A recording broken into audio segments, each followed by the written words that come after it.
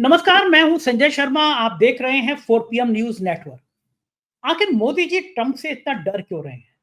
और नीतीश बाबू और चंद्रबाबू नायडू की कौन सी नस मोदी जी के पास है कि जो इतना सब कुछ होने के बावजूद, चुनाव आयोग की इतनी धांधलियों के बावजूद वो समर्थन दे रहे हैं मोदी जी को? क्या उनकी भी कोई सीढ़ी है मोदी जी के पास? अखिल स्वामी जी ने जब ये सवाल पूछा मुझसे तो मैं चौंक गया। मुझे लगा कि ये कैसी बात कर रहे हैं, ये कैसे संभव है? लेकिन अखिल स्वामी जी एक बड़े प्रोफेसर रहे हैं, बहुत सारे नौजवानों को पढ़ाते रहे हैं, शिक्षक रहे हैं।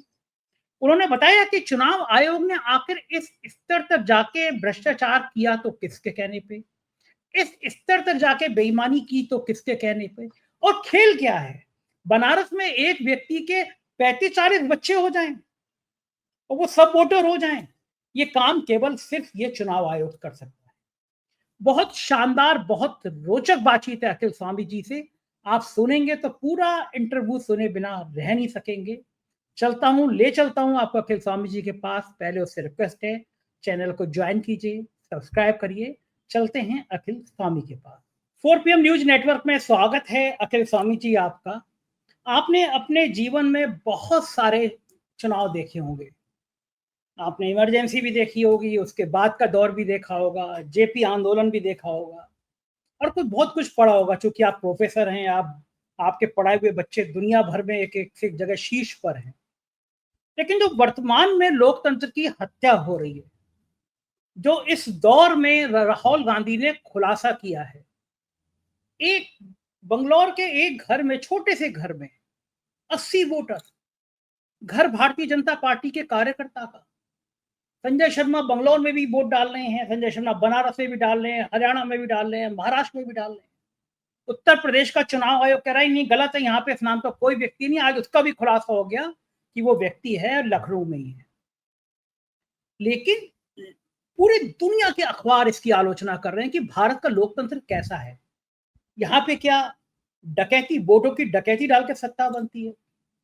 और अब तो किसी को कोई शक बचा नहीं कि ईमानदारी से चुने हुए लोकतंत्र की सरकार नहीं है। ये लोकतंत्र की हत्या करके चुनी हुई सरकार है। आपको लगता है कि छोटा सा आंदोलन था जेपी का, लेकिन इतना बड़ा रूप ले लिया उसने कि हुकूमत हिल गई, सिंहासन खाली करो की जनता आती है। आपको लगता है इस डकैती के बाद जनता भी आ सकती है सड़कों पर? जेपी की तरह देश में कोई बड़ा आंदोलन खड़ा हो सकता है? आपका क्या मानना है? जय संविधान। देखिए संजय जी, वास्तविकता यह है कि बिल्कुल परिस्थिति जो राहुल गांधी ने जिस अच्छी रणनीति से पूरा पिछले 3 साल से काम किया है। पहले उन्होंने कहा अपने समर्थकों को डरो मत, क्योंकि वो स्टेज ये थी जबकि मोदी जी के और भारतीय जनता पार्टी के समर्थकों ने एक ऐसा माहौल बना दिया था पूरे हिंदुस्तान में कि जो उनके खिलाफ बोले उनको आतंकित करते थे, उनको डराते थे। न केवल ईडी सीबीआई डराते थे, मोहल्लों में और कॉलोनीज में भी लोग घेर कर लोगों को आतंकित करते थे और लोग आतंकित हो गए थे। भाई मैं भी उसमें से एक हूं, मैं भी आतंकित हो गया था। मैंने कहा घर में रहूंगा, डिबेट करूंगा, लेकिन फिजिकल असॉल्ट तो मानी बात है, इस उम्र में मैं झेल नहीं सकता, ना मैं लड़ सकता हूं। बाद में रिपोर्ट कराते रहो, हु केयर्स। लेकिन जो उन्होंने वो नारा दिया उससे, और फिर उन्होंने अपने आदर्श प्रस्तुत किया। जब उन्होंने 30-30 डिफेमेशन के बावजूद जिस प्रकार से नेतृत्व दिया और आगे निकले, और हर तरह से उनको परेशान किया गया। गुजरात वाले लोअर कोर्ट्स ने, हायर कोर्ट्स ने 2 साल की मैक्सिमम सजा दे दी डिफेमेशन में।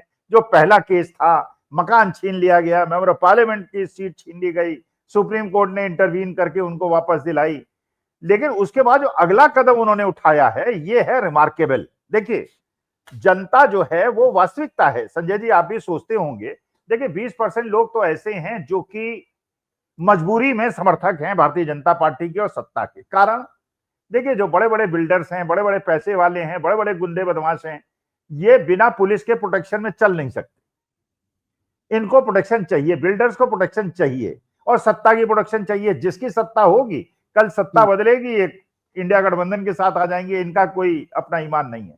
अच्छा 20% लोग हमारे आपके जैसे हैं जो सब कुछ त्यागने के लिए तैयार हैं और भारत माता के लिए, लोकतंत्र और संविधान को बचाने के लिए मरने को भी तैयार हैं। बाकी जो 60% हैं वो सोचते हैं यार कौन पंगे में पड़े, इधर भी मत जाओ उधर भी मत जाओ, हवा बह रही है चलने दो। आपसे भी कहा होगा, मुझसे भी कहा, क्यों पंगा लेते हो भाई, बुढ़ापे में राम का नाम लो, कहा ये सब झगड़े टंटे, कोई मार देगा कोई पीट देगा। हमने कहा देखो ऐसा है, इस भारत माता ने, संजय जी आपको भी और हमको भी, भाई देखिए हमारे रग रग में भारतीयता और भारत माता का आशीर्वाद बहता है, और हम इतने ज्यादा ऋणी हैं इस भारत माता के कि हमारी किसी भी कुर्बानी से इस देश को, अगर हमारे लोकतंत्र और संविधान को मजबूती मिलती है। आपने तो सुना ही होगा दधीची के बारे में। महर्षि दधीची, जब दैत्यों और दानवों और देवताओं का युद्ध हुआ और देवताओं को लगा कि हमको ऐसा वज्र बनाना है जिससे हम असुरों का नाश कर सकें, तो लोगों ने कहा कि आप जाइए दधीची की हड्डियों से अगर आप अस्त्र बनाएंगे, वज्र बनाएंगे, तो उससे आपकी विजय हो जाएगी। उन्होंने जाके दधीची से कहा तो उन्होंने कहा वाह, अगर इस शुभ कार्य के लिए मेरे प्राण जाते हैं तो ये तो अभी देने को तैयार है। उन्होंने सांस रोकी, अपने प्राण त्यागे और उनकी हड्डियों से वज्र बना और दानव। तो हम लोग देखिए हमारे, अच्छा ये, लेकिन जो 60% लोग हैं वो सोचते हैं कि भाई जिधर चल रहा है चलने, तो हमें कौन सा कोई हो नफ हमें क्या हानि वाले लोग हैं। अब धीरे धीरे जो मानसिकता है वो ये होने लगी कि भाई ये तो ऐसी स्थिति तक, परिणति तक पहुंचा दिया इन लोगों ने, ये तो मुसोलिनी और हिटलर का जमाना आ गया। अच्छा एक चीज आप खुद नोट कर रहे होंगे, आप देख रहे होंगे, राहुल गांधी जो भी प्रश्न पूछ रहे हैं, जो चुनाव आयोग कम जवाब दे रहा है, और भारतीय जनता, अमित शाह साहब और बाकी जो भारतीय जनता पार्टी के नेता हैं वो ऐसे ऐसे चुनाव आयोग के रिप्रेजेंटेटिव्स हैं। भाई देखिए, अच्छा आपने ये भी देखा होगा गोदी मीडिया में कोई नैरेटिव चलाने का प्रयास हो रहा है, अरे ये तो रायबरेली में भी हुआ है, अरे ये तो रोहतक में भी हुआ है। अरे देखिए, रोहतक में हुआ हो या रायबरेली में हुआ हो या बेंगलोर में हुआ हो, भाई ये जो मतदाता सूची है ये ना कांग्रेस बनाती है ना भारतीय जनता पार्टी बनाती है, ये तो चुनाव आयोग बनाता है। और सबको पता है कि जो लोकल अधिकारी होते हैं, प्रशासन होते हैं, वो रिपोर्ट करते हैं उस समय चुनाव आयोग। तो चुनाव आयोग ने जो, तो गलती तो है चुनाव आयोग की, ठीक बात है। इसमें ना कांग्रेस का दोष है ना भारतीय जनता पार्टी का दोष है। चुनाव आयोग को जवाब देना चाहिए और भारतीय जनता पार्टी कांग्रेस को पूछना चाहिए। भारतीय जनता पार्टी भी अगर कह रही है कि रायबरेली में भी हो रहा है, रोहतक में भी हो रहा है, इसका माने matter is really serious. Serious, सही बात है, इट इज एक्सट्रीमली सीरियस। तो इसको तो उसी प्रकार से टेकअप करना पड़ेगा। तो भारतीय जनता पार्टी और कांग्रेस इस मुद्दे पे ज्ञानेश कुमार गुप्ता का नार्को टेस्ट करा दे, हाँ पता चल जाएगा, पता चल जाएगा। भाई अगर वो शुद्ध हैं और राजीव अग्रवाल शुद्ध हैं, उन्होंने कोई गलती नहीं है, डंके की चोट पे कहें कि हमने एक भी फर्जीगिरी नहीं करी, अब करें एफिडेविट दे दो। अच्छा चलिए राहुल गांधी भी एफिडेविट दे देते हैं, ज्ञानेश कुमार गुप्ता भी एफिडेविट दे दें, चलिए कंप्रोमाइज करते हैं। हाँ दोनों जने दे दो, जो सही होगा दोनों जने दे दें और ये कह दें कि अगर हम गलत सिद्ध हुए, अगर ज्ञानेश कुमार गुप्ता ये कहते हैं कि एक भी वोट का इधर उधर गड़बड़ नहीं है और कोई ऐसा मकान नहीं है जहां 80 अनआइडेंटिफाइड वोटर्स हैं, या एक आदमी ने 5 वोट दिए हैं, या एक आदमी के 5 सीरियल नंबर से वोट हैं एक ही आइडेंटिफिकेशन नंबर से, अगर दोनों दे दें एफिडेविट और उसके बाद जो दोषी हो जेल चला जाए। अच्छा आपको ये भी पता है कि डीके शिव कुमार और वो लोग जो कैंडिडेट जो इलेक्शन हारा है, उन्होंने वहां जाके केंद्रीय चुनाव आयोग का जो कर्नाटका का ऑफिस है वहां पे जाके अपना एफिडेविट भी दे दिया है और ये कहा है कि yes these are our documents. अगर राहुल गांधी जब वहां गए बेंगलोर तो उन्होंने ये भी कह दिया है सीतारमैया जी से और डीके शिव कुमार से कि चुनाव अधिकारियों पे एफआईआर करा दीजिए। मतलब जो डर का माहौल था वो डर का माहौल नहीं। भाई गांधी ने क्या, आप जानते हैं सरदार भगत सिंह ने, भाई आप खुद सोचिए, अपने दिमाग से सोचिए कि सरदार भगत सिंह को एक पटाखा छोड़ने की क्या जरूरत थी संसद के, जानते थे इससे कोई मरने वाला नहीं है, धुआं होगा। अच्छा लोगों ने समझाया भी यार ये करने से फायदा क्या, उन्होंने कहा यार बहरे हैं इनको सुनाना आवश्यक है, तो बहरों को सुना, तो वही राहुल गांधी ने किया। अब देखिए मजा ये है, देखिए अब स्थिति ये हो गई है विदेश। अब आप संजय जी सोचिए, Donald is my friend, Donald is my friend, Biden को 7.5 कैरेट का हीरा डोनाल्ड के गले मिल रहे हैं, वहां झप्पी लग रहे हैं, कहीं एलन मस्क के बच्चों को खिला रहे हैं, उसको नैनी से बात कर रहे हैं, कहीं कुत्तों को खिला रहे हैं। अच्छा अब डोनाल्ड ट्रंप ने धक्का मार दिया तो चीन जा रहे हैं, अब 30 तारीख को चीन जा रहे हैं, अब कल ना बिरयानी खाने पाकिस्तान दोबारा ना चले जाए। अच्छा अब भक्तों को ये नहीं समझ में आ रहा है कि मोदी जी तो इतनी हड़बड़ाहट में है अब यही नहीं समझ में आ रहा किसको गाली दें, क्योंकि जिसको गाली देंगे मोदी जी वहीं चले जाएंगे। अच्छा ये भी नोट कर लीजिए, 1 महीने बाद जब ये 30 तारीख को जाएंगे, शी जिनपिंग इनसे नहीं मिलेगा। अरे बाप रे बाप, ये तो बड़ी बात कह रहे हैं आप। नहीं, वो अपने डिप्टी को कहेगा कि जाओ मिलो यार, मैं कहाँ चक्कर में पड़ूंगा भाई, मेरे को पाकिस्तान का साथ देना है, उसमें अपने हथियार यूज करना है, ये जाए डोनाल्ड ट्रंप से खेले, वहां जाके झप्पी लगे, 8-10 बार चले गए माई फ्रेंड डोनाल्ड, और उनके इलेक्शन की कन्विंसिंग इन्होंने की है। और जानते ही हैं चीन और अमेरिका के बीच में तलवारें खिंची हुई हैं। अब चीन जा रहे हैं, कहीं वो पता है रूस जा रहे हैं, कहीं वो पाकिस्तान जा रहे हैं, ऐसा लग रहा है मोहल्ले की राजनीति चल रही है। इस गुंडे से नहीं बना तो उसके दूसरे वाले अपोजिट गुंडे के पास चले जाओ, अरे दोनों थप्पड़ याद देंगे तुम्हें। बहुत ही खराब स्थिति हो जाएगी। स्वामी सर, देश में चुनाव आयुक्त क्या होता है, एक दौर में ये तब याद आया था लोगों को जब टीएन शेषन बने थे। मैंने अपनी आंखों से जिलाधिकारियों को कुर्सी पे खड़े होते हुए देखा है। अगर फोन आ गया तो मैं एक मित्र डीएम के पास बैठा हुआ था, फोन आया तो कुर्सी से खड़े हो गए और कांपती आवाज में सर सर कर रहे थे। मैंने पूछा बाद में, मैंने कहा भैया ये किसका फोन था? बोले शेषन साहब का फोन। एक वो आतंक था जहां से मान सम्मान आया, आम आदमी के मन में आया कि ये है चुनाव आयोग, ये होता है चुनाव का तरीका। और फिर उस परंपरा के आगे आकर राजीव कुमार और ज्ञानेश कुमार जैसे, मुझे बहुत खराब शब्द है, मुझे बोलना नहीं चाहिए, लेकिन इन्होंने चुनाव आयोग को नाकारा और नपुंसक बना दिया, सत्ता के हाथों की कठपुतली बना दिया। लगने लगा कि ये बिक गया है गांधी जी के 3 बंदरों की तरह, से कुछ दिखाई नहीं पड़ रहा, ये से सुनाई नहीं पड़ रहा, ये बोल नहीं पा रहा। शेषन से ज्ञानेश कुमार तक का सफर कैसे पूरा हो गया, क्यों हो गया? जिस देश के लोकतंत्र की जड़ें इतनी मजबूत थी, वो जड़ें इतनी खोखली क्यों हो गई? क्या लगता है आपको? चूंकि बहुत अनुभव है, आपने सारा दौर देखा है, आप एक बार ईमानदारी से हमारे दर्शकों को बताइए, ये हुआ क्यों, इतना पतन क्यों आ गया? देखिए ये केवल टीएन शेषन साहब का प्रश्न नहीं है। चलिए उन्होंने तो एक इमारत दिखा दी थी कैसे काम होता है, उसके बावजूद उसके बाद भी चाहे राव साहब हो, चाहे वो कोई भी मुख्य चुनाव अधिकारी हो, सबने जिस प्रकार से चुनाव आयोग को, ये हुआ है पराभव 2014 के बाद से। कारण भाई जो तानाशाह है वो लोकतंत्र से उसे घृणा होती है, चुनाव नहीं चाहिए उसको चाहिए एक अपना एक छत्र राज्य जिसमें वो हिंदू राष्ट्र बनाए, वो दलितों को मारे, वो आदिवासियों को पीटे, वो ओबीसीज को मारे, मुसलमानों के खिलाफ घृणा फैलाए, और उसके बाद फिर अपने हिंदुओं के जो बात हैं उनके सिर मुड़वा दे, अगर वो रामचरितमानस का पाठ करे, आदिवासियों के ऊपर पेशाब करे। तो ये जो मानसिकता है, अच्छा अब एक समस्या और हो जाती है संजय जी, कल्पना कीजिए भाई, मैंने निधि के प्रोग्राम में एक बार बताया था, उससे डिस्कशन में, बीएचयू में मेरे 2 साल सीनियर थे घनश्याम सिंह, और बड़ा स्नेह करते थे। मैं जब वहां गया तो मेरे को रैगिंग से भी उन्होंने बचाया था। अच्छा उन गुंडे थे, मतलब गुंडे क्या, दबंग आदमी थे, और उनका आतंक था पूरे बीएचयू में, कहीं इसको पीटा कहीं उसको पीटा। तो मुझे बड़ा स्नेह करते थे, मेरे को भी प्रोटेक्शन देते थे। तो मैंने उनसे कहा भाई साहब ये कहाँ झगड़े में पड़े हो, ये सब छोड़ो, इतना अच्छा दिमाग है, आप इतने प्रबुद्ध आदमी हो, पढ़ाई में ध्यान दो, गुंडई छोड़ दो। उन्होंने क्या कहा, और वास्तविकता में अब खैर उनका देहांत हो गया, उन्होंने कहा अखिल जिस दिन मैं छोड़ दूंगा लोग मुझे मार देंगे। सही बात है। जो आतंक या इसका पर्याय है, तानाशाही का पर्याय है, उसे डर ये होता है कि अगर इस शेर से उतर गया शेर खा जाएगा।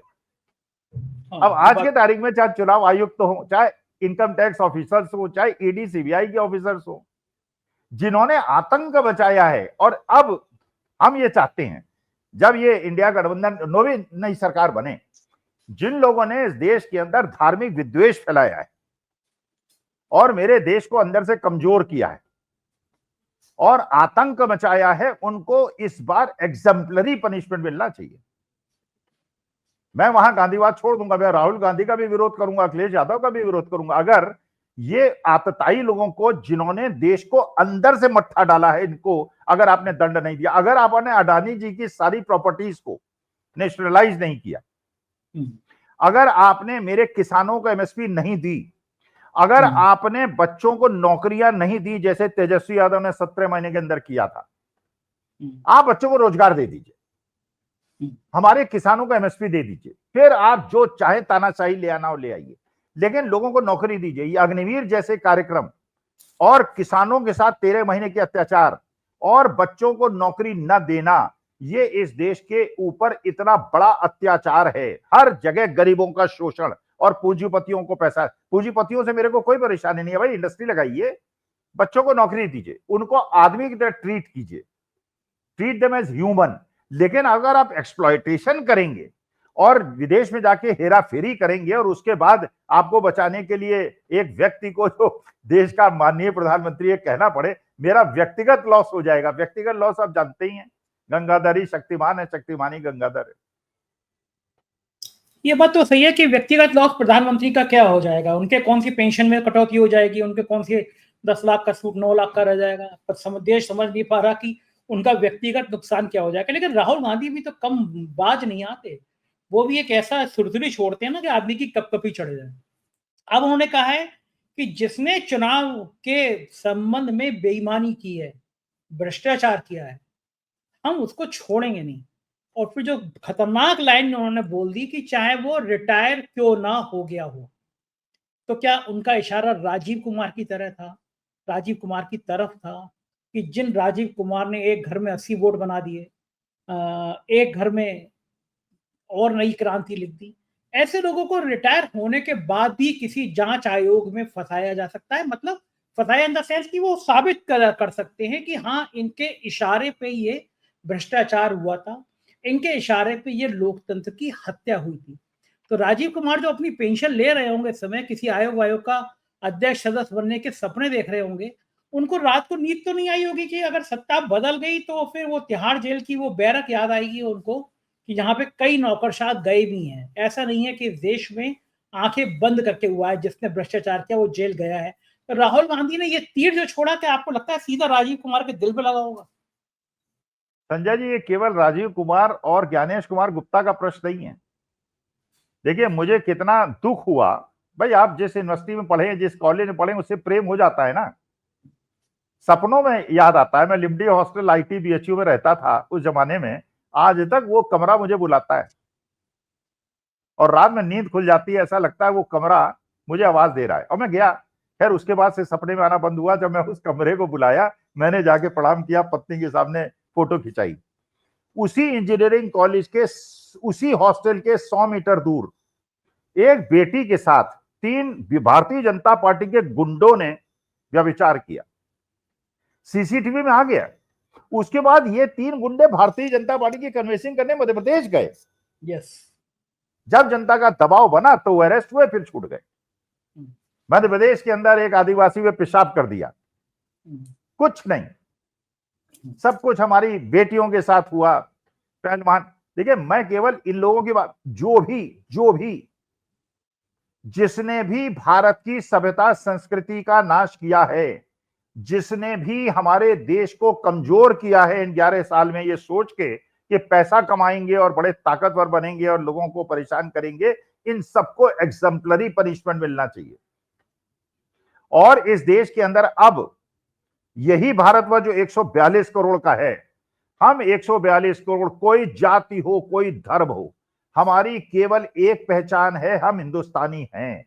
मुसलमान हो, अपनी ईद मनाएं, सेवई हमको खिलानी हो खिलाएं, ना खिलानी हो ना खिलाएं।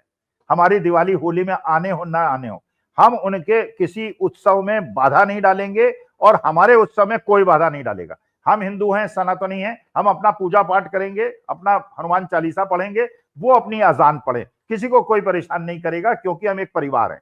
कोई सनातनी और नॉन सनातनी नहीं, कोई ये पेरियार को मानने वाले हैं, ये साहब अंबेडकर को मानने वाले, अरे जिसको जिसको मानना है मानो भाई, हमारा परिवार है। 142 तो एग्जाम्पलरी पनिशमेंट टू ऑल।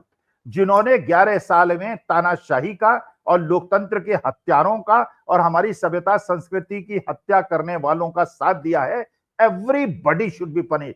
चाहे आपको प्राइवेट यूनिवर्सिटी आपके लखनऊ में भी होंगी बड़ी बड़ी, उनको चाहे नेशनलाइज करके जेल बनाना पड़े, जेल में कन्वर्ट करना पड़े और उनके अंदर इन लोगों को ठूसना पड़े, कोई नहीं। अब देश के अंदर कोई हिंदू मुसलमान नहीं होगा।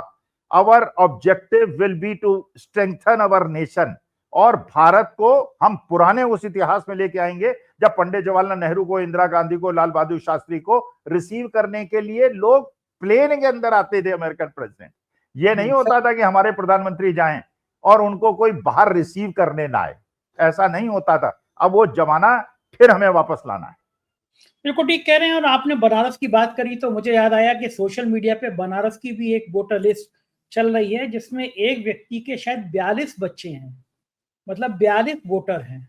और 3-4 बच्चे 35 साल के हैं, 3-4 बच्चे 36 साल के हैं। तो ऐसे 42 एक व्यक्ति के नाम की वो चल रही है लिस्ट। अभी तक चुनाव आयोग ने ये पुष्टि नहीं करी है कि वो लिस्ट फर्जी है या असली है। आपको याद होगा कि बनारस में एक समय ऐसा आया था काउंटिंग में जब प्रधानमंत्री पीछे हो गए थे, अजय राय आगे चल रहे थे। उसके बाद सबके हाथ पैर फूल गए और फिर जैसे तैसे प्रधानमंत्री जीते हैं, मतलब कोई बहुत बड़ा मार्जिन नहीं। वो भी अजय राय को इतना विश्वास नहीं होगा कि मैं प्रधानमंत्री को हरा सकता हूं। अगर अजय राय की जगह प्रियंका गांधी होती तो इस देश का इतिहास बदल गया होता, मोदी जी चुनाव हार गए होते बनारस का, ये बात भी तय बात है। लेकिन उसी बनारस में अब चौरासा स्मार्ट सिटी है, पानी बरसा तो लबालब सड़कें भर गई। उसी बनारस के अंदर गंदगी के अंबार दिखाई देने लगे हैं। लेकिन उसी बनारस में रामलाल या जो भी नाम है उनके 42 बच्चे भी दिखाई देने लगे हैं वोटर लिस्ट में। कैसे हो ये जादू, कैसे होता होगा आखिर जी? अरे 23 साल में 42 बच्चे हो गए, ये तो अरे पूरी साइंस को इन्होंने चैलेंज कर दिया। देखिए अगर प्रियंका भी लड़ती, क्यों, देखिए रिग्ड इलेक्शन में कोई क्या करेंगे आप? अगर इलेक्शन ही रिग्ड है और चुनाव आयोग ही भागीदार है डकैती में, वो प्रियंका भी हार जाती। भाई देखिए मोदी जी का तो रिमोट कंट्रोल है। भाई इन लोगों, देखिए आपको पता होगा चंबल के अंदर, मैंने एक किताब पढ़ी थी अपनी बचपन में, अभिशप्त चंबल। तो डकैतों का इतिहास क्या होता था, आप तो उसी बदायूं एरिया के रहने वाले हैं, आसपास का इलाका है। वहां पे डकैत ये होते थे, कोई उनके यहाँ गया कि साहब हम आपका गिरोह ज्वाइन करने वाले हैं, ऐसे नहीं ज्वाइन कराते थे। वो कहते थे पहले 2 मर्डर करो, हम उसकी फोटो खींचेंगे, एविडेंस रखेंगे अपने पास, और फिर बेटा अगर तुम बाएं दाएं गए तो तुम्हें पुलिस को पकड़वा देंगे। मतलब सूत्र अपने हाथ में। तो वही इन्होंने किया है।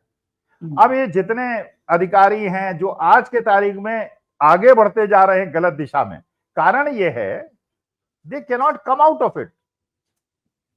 इन्हें फंसा लिया गया है, इनकी फाइलें हैं, इनकी सीडी हैं, इनकी वीडियो हैं। तो जहां ये कोई टटर पटर करते हैं इनको वीडियो दिखा दी जाती है। इसीलिए तो हमें लगता है कहीं चंद्रबाबू नायडू और नीतीश कुमार की कोई वीडियो तो इन्होंने हनी ट्रैप में फंसवा के नहीं बना लिए। अरे बाप रे बाप, ऐसा भी हो सकता है? हो सकता है, and everything is possible. Gujarat lobby में हर काम मोदी हैं तो मुमकिन है। Oh my God, Sanjay Joshi याद आ गया मुझे। संजय जोशी की भी ऐसी फर्जी सीडी बनी थी। 20 साल बेचारे तपस्या में रहे, हालांकि अब संघ ने गले मटका दिया है, कहा कि संजय जोशी को अध्यक्ष बनाओ। ऐसी चर्चा चली है, तब से साहब और छोटे साहब की नींद उड़ गई है। संजय जोशी अगर अध्यक्ष बन गए तो क्या होगा साहब का और छोटे साहब का? नहीं, साहब का छोटे साहब का तो मामला वैसे ही अब खत्म है।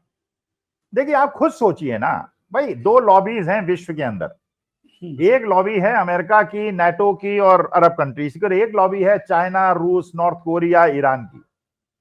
अच्छा ईरान, आपको पता ही है कि जब ईरान इजराइल इस बार संघर्ष हुआ तो खामनेई साहब ने ये स्टेटमेंट दिया कि भारत के मीडिया ने जिस प्रकार से दुष्प्रचार किया है हमारे खिलाफ, और वो ईरान जो हमारा दोस्त था, जिसने हमेशा हमारे पक्ष में खड़ा रहा, तो ये लॉबी भी आपसे रुष्ट है। वो लॉबी ने धक्का मारा। हम तो सोच रहे थे कि डोनाल्ड ट्रंप मदद करेंगे, डोनाल्ड ट्रंप ने इतना ज्यादा, आप संजय जी खुद सोचिए, दुनिया, अब ये गोदी मीडिया को कौन समझाए, अनंत शास्त्रियों को कौन समझाए? वो कहते हैं नहीं 50% क्या, इतना परसेंट का नुकसान होगा, उतने परसेंट का। चंद्रबाबू नायडू ने प्रधानमंत्री से कहा इस मामले में खुलकर बोलिए वरना बड़ा मुश्किल हो जाए। कारण, अब आप सोचिए, आप मान लीजिए श्रिम्प बेचते हैं अमेरिका को, और पूरा आंध्र प्रदेश का, महाराष्ट्र का, बंगाल का लाखों टन माल जो है अमेरिका जाता है। आपके यहां 50% टैरिफ है, बांग्लादेश के अंदर आपसे कम है, पाकिस्तान के अंदर 19% है। मतलब हर देश से सबसे ज्यादा टैरिफ आपके यहां है। तो ये केवल इसे एक अकेलेपन से मत देखिए, इसे कंपेयर कीजिए। आप चाय बेचते हैं, आप लेदर बेचते हैं, आप टेक्सटाइल बेचते हैं, वही बांग्लादेश बेचता है। भाई अमेरिकन को क्या लेना देना है यार कि भारतीय कपड़ा पहनना है, बांग्लादेशी कपड़ा पहनना है। बांग्लादेश के कपड़े को अगर वो 10% सस्ता मिलेगा तो क्यों नहीं खरीदेगा? सेम क्वालिटी चाय क्यों नहीं खरीदेगा? श्रिम्प क्यों नहीं खरीदेगा? तो आपकी तो सारी इंडस्ट्री चौपट हो गई। तो अमेरिका है। अच्छा फिर डोनाल्ड ट्रंप ने 2 स्टेटमेंट और दे दिए। Don't employ Indians in your industry, ये उसने मैसेज दे दिया, इंडियंस को एम्प्लॉय मत करो। फिर उसने दे दिया डोंट इन्वेस्ट इन इंडिया, फिर उसने ये टैरिफ कर दिया। तो इसका मतलब ये है, अगर एक फ्रेंच कंपनी ये डिसाइड करना हो ताइवान में लगाए या वियतनाम में लगाए या भारत में लगाए, अगर वो वियतनाम में लगाएगा तो उसको कम टैरिफ देना होगा, भारत में लगाएगा तो ज्यादा देना होगा। तो भारत में क्यों लगाएगा? इसका माने एफडीआई नहीं आएगा, फॉरेन इन्वेस्टमेंट नहीं आएगा, रुपये अभी आपका 87-88 में है, वो 100 पहुंच जाएगा और अर्थव्यवस्था बर्बाद हो गई है। तो लेकिन वो गोदी मीडिया है, उसे ठेका दे रखा। अच्छा, गोदी मीडिया के साथ बड़ी मुश्किल है, उसे भी अपने अस्तित्व को बचाना है और वो जानते हैं जिस दिन सत्ता बदलेगी उस दिन उनके सारे ऑफिस में ताले लगेंगे। बिल्कुल तो वो भी बचाने में लगे हुए हैं। हाँ, बिल्कुल लग यही रहा है। इधर एक आज गोदी मीडिया के चैनलों पे खबर चल रही थी कि इस युद्ध में पाकिस्तान के 6 जहाज जेट गिराए हैं, 5 जेट और एक और जहाज। मैं बड़ा खुश हो गया, मैंने कहा पाकिस्तान के 50 गिरा दो और अच्छी बात है, खत्म कर दो एयरफोर्स, बहुत खत्म बात है, अच्छी बात है। पीओके ले आते और अच्छी बात है। अमित शाह ने कहा था ये कैसी बात कर रहे हैं श्रीमान, जान दे देंगे हम पीओके के लिए। और जिस समय पीओके लाने की स्थिति थी उस समय ट्रम्प चचा ने कहा कि मैंने कहा कि लड़ाई बंद करो चुपचाप। जैसे कोई गांव का मुखिया होता है ना, वो कहता है कि पंचों की बात शर्माते, परनाला वहीं गिरेगा। तुम्हारी बात सुन ली मैंने, लेकिन भैया युद्ध बंद कर दो वरना धंधा बंद कर दूंगा। और ट्रम्प चचा का ट्वीट आया, 4 घंटे बाद युद्ध बंद हो गया। प्रधानमंत्री जी इतनी हिम्मत नहीं कह पा रहे, अरे भाई ट्रम्प दोस्त, तुम मेरे दोस्त हो, झूठ क्यों बोल रहे हो? ट्रम्प का टाल नहीं बोल पा रहे हैं क्या? वहां भी कुछ लोचा हो गया है, वहां भी कुछ सबूत वबूत इकट्ठे हो गए। अमेरिका तो बहुत ज्यादा नेटवर्किंग रखता है इस मामले में। अखिल जी, आपने तो देखा है कि सीआईए के काम क्या क्या होते हैं। तो क्या अपने साहब की भी कोई कमजोर नस है जो साहब इतना भयभीत हो जाते हैं, डर जाते हैं, ट्रम्प का नाम नहीं ले रहे? समझ नहीं आ रहा कि वजह क्या है, क्यों डर रहे हैं इतना? 140 करोड़ का मुल्क है, अगर हुंकार भर के खड़ा कर दें। अरे ये वो देश है जहां पे सब कुछ कुर्बान कर दिया, घास की रोटी खा के युद्ध लड़े हैं, अपने बेटों को दीवार में चुनवा दिया है। पन्ना धाय ने अपने बेटे की कुर्बानी कर दी है, अपने बलिदान दे दिया है अपने ईमान के लिए, और आप डर रहे हो? कौन सी कारण है अखिल जी? क्या लगता है, क्या कमजोर नस है जिसकी वजह से साहब को नींद नहीं आ रही होगी, डर रहे हैं इतना? देखिए संजय जी, जो अभी हम डिस्कस कर रहे थे ना, कि ये जो एनडीए के लोग हैं जिनकी फाइलें और जिनकी सीडी और वीडियो मोदी जी के पास हैं, तो मोदी जी के और मोदी जी के मित्रों की वीडियो और बहुत सारी फाइलें अडानी अब उनके पास हैं, डोनाल्ड ट्रंप के पास। भाई खेल ये आप केवल हिंदुस्तान में थोड़ी खेल सकते हैं, ये तो विदेशी भी खेल सकते हैं। और ये भी पता है कि जो 5 आई कंट्रीज हैं उनके पास सारे सबूत हैं कि आप कैसे उनके सिटीजन पे अटैक करा रहे हो। मैं नहीं कह रहा, मैं सहमत भी नहीं हूं, I don't agree with that, लेकिन वो कह रहे हैं कि उनके पास है। उन्होंने सारे जो आपके डिलीटेड ईमेल्स थे उसको रिकवर कर लिया है, उनके पास सारे एविडेंसेस हैं। और सुब्रमण्यम स्वामी तो और ही ज्यादा आगे बढ़ के बता रहे हैं, मैं तो उत्तर भारत का स्वामी हूं, वो तो दक्षिण भारत के स्वामी है, मुझसे ज्यादा प्रबुद्ध हैं। वो तो कह रहे हैं कि सही में जयशंकर साहब का एक ही योगदान था, मैं नहीं कह रहा हूं, वो दक्षिण वाले स्वामी साहब कह रहे हैं। तो ये चीन ले जाके उन्होंने कुछ जो काम करवाए हैं उसी का जयशंकर साहब को भी आनंद मिल रहा है और मोदी जी भी उसी वजह से फंस गए कि वहां चाइना में भी वो वीडियो और सीडी है और अमेरिका में वीडियो और सीडी है। देखिए राष्ट्र हित में अगर मोदी जी, मैं मोदी जी को धन्यवाद कहूंगा, थैंक यू मोदी जी कहूंगा, अगर राष्ट्र हित में वो त्याग पत्र दे दें, एक नया आदमी आएगा तो एक नई हवा आएगी देश के अंदर। सही बात है, नई क्रांति आएगी देश के अंदर। बहुत बहुत शुक्रिया अखिल जी, इतनी बढ़िया बातें की। आपने मन नहीं कर रहा है, समय का अभाव है, वरना मैं आपसे ये बात जारी रखता, फिर आपको परेशान करता रहूंगा कभी कभी। बहुत अच्छा लगता है मुझे आपसे बात करना, आपसे सीखना। बहुत बहुत शुक्रिया, थैंक यू सर। ये थे अखिल स्वामी जी, पूरी बातचीत सुनी आपने। सोचिए एक प्रोफेसर कितनी बढ़िया, कितनी शानदार बात कर सकता है। आप क्या इन बातों से सहमत हैं?